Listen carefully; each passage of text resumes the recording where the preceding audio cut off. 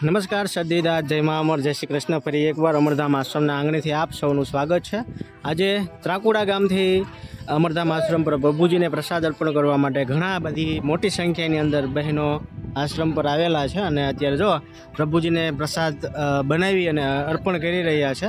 તો આપણે ત્યાં જઈશું અને જાણીશું શું છે આજના પ્રસાદના મેનુમાં અને કઈ રીતે તેઓને પ્રેરણા મળી કે અહીંયા સુધી અમરધામ આશ્રમ સુધી પહોંચ્યા છે.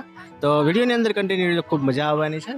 ચાલો ભાઈ, બાલકૃષ્ણ સત્સંગ મંડળ ત્રાકુડા ગામથી બહેનો આજે પ્રભુજીને પ્રસાદ અર્પણ કરવા માટે આવેલા છે. સરસ મજાનો પ્રસાદ છે. ઠંડી ઠંડી છાશ, બટેટાનું શાક, રવાનો લોટનો શીરો, સંભારો અને રોટી. અને બહેનો અત્યારે પ્રસાદ બનાવી અને પ્રભુજીને પીરસી રહ્યા છે અને પ્રભુજી અહીંયા જમવા બેસી ગયા છે.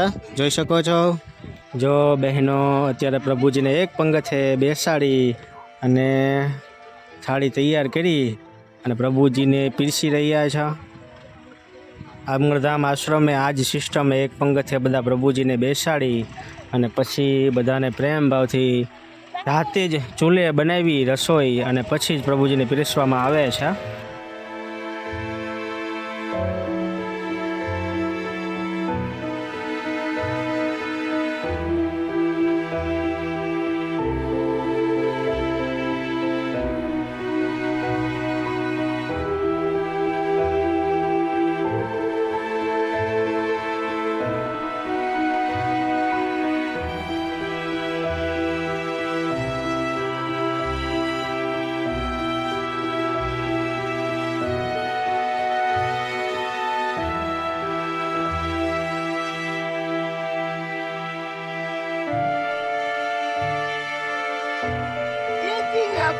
જય શ્રી કૃષ્ણ.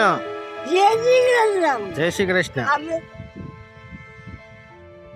પ્રભુજીઓ અહીંયા જોઈ શકો છો, આશીર્વાદ આપી રહ્યા છે.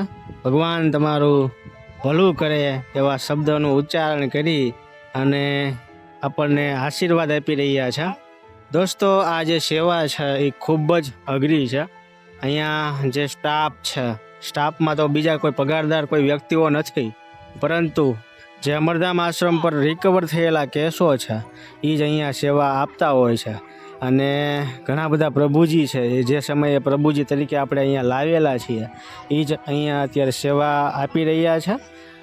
જેને દુનિયાએ એક ગાંડાનું બિરુદ આપી અને અલગ કરી દીધા છે, એવા લોકો આજે આશ્રમ ચલાવી રહ્યા છે. ખૂબ સારી વાત કહેવાય. અને ખાસ એ કે પ્રભુજીને પ્રસાદ અર્પણ કરવા માટે ઘણા બધા મહેમાનો છે એ આવતા હોય છે અને આજે ખાસ તો ત્રાકુડા ગામથી આવેલા છે. તો સારી વાત છે. ત્રાકુડા ગામ દ્વારા જે આયોજિત આજે પ્રભુજીને પ્રસાદ અર્પણ કરવા માટે આવેલા છે એવા